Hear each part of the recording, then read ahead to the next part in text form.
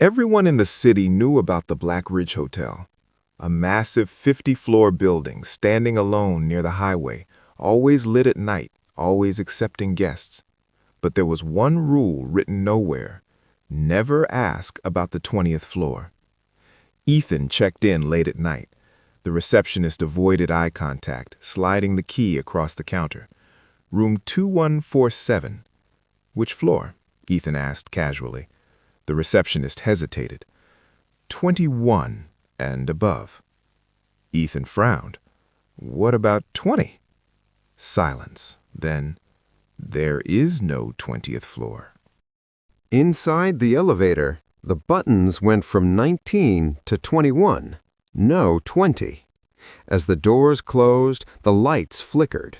For a split second, Ethan saw a scratched, faded number 20 beneath the panel, like it had been forcefully removed.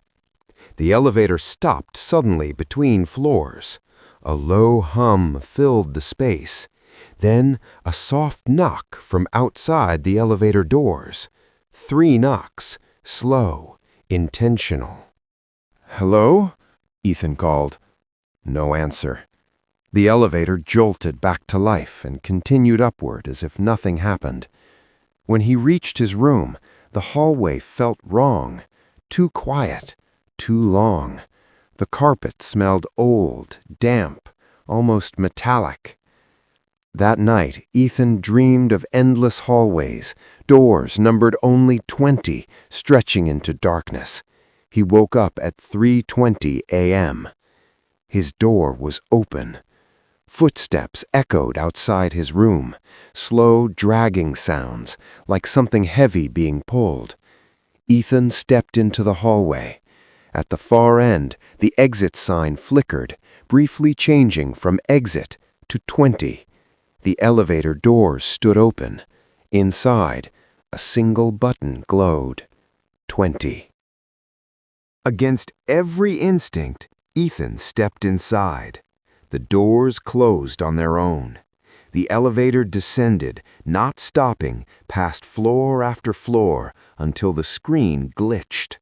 Instead of numbers, it displayed a word: remember. The doors opened to a hallway identical to the hotel, but decayed. Walls cracked, lights broken. Every door marked 20. Whispers filled the air. Not voices, but thoughts, regrets, screams trapped in memory. Ethan passed open doors and saw rooms frozen in time. A family mid-scream. A man staring at a wall, eyes bleeding. A woman clawing at the floor, leaving bloody marks. They all turned their heads at the same time. You checked in, they whispered together. You stayed. You belong. Ethan ran. The hallway stretched endlessly, doors slamming shut behind him. At the end stood a mirror. In it, he saw himself, but older, pale, eyes hollow, wearing a hotel uniform. A name tag read, Ethan, floor 20. He woke up screaming. Morning sunlight filled his room. Everything looked normal. Relieved, Ethan rushed downstairs to check out. The receptionist smiled calmly.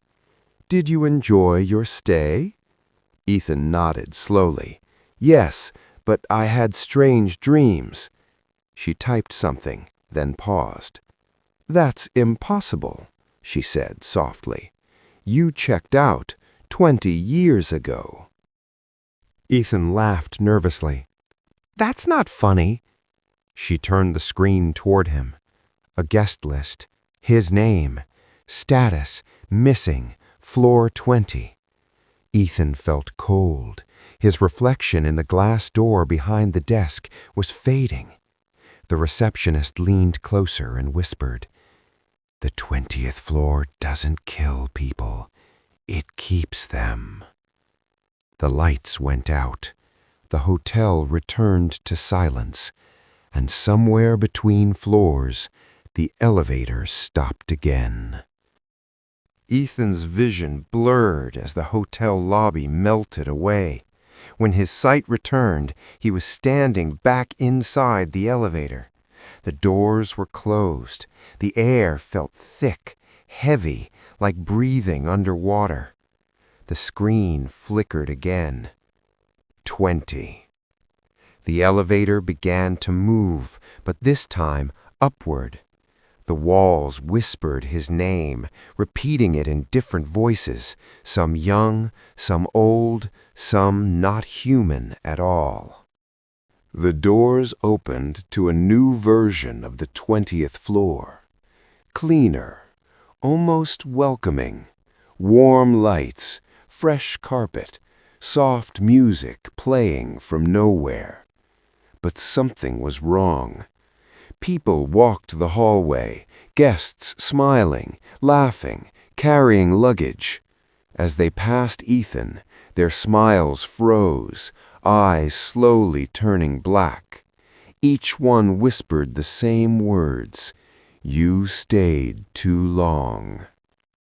Ethan ran into a room marked 2013. Inside, he found photographs pinned across the walls. Every photo showed him, checking in, sleeping, walking the halls. Some photos showed him older. Some showed him screaming. The last photo showed Ethan standing behind the front desk, smiling calmly. A door creaked open behind him. The receptionist stood there, but her face was distorted, stretched unnaturally, eyes far too wide. "You're almost ready," she said gently. Ethan shouted, "Ready for what?" "To replace the last one." The lights shattered. Darkness swallowed the room. Ethan woke up on the hotel floor, surrounded by other lost guests.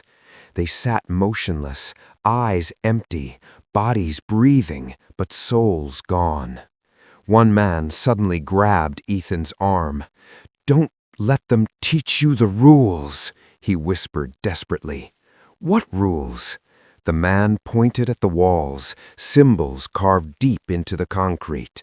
Stay, obey, forget. That night, if it could be called night, the floor began to change. Rooms rearranged themselves. Hallways twisted. Ethan felt memories slipping away. His home, his family, his past. The hotel was feeding on him, and he realized the truth. The 20th floor didn't trap bodies. It erased identities.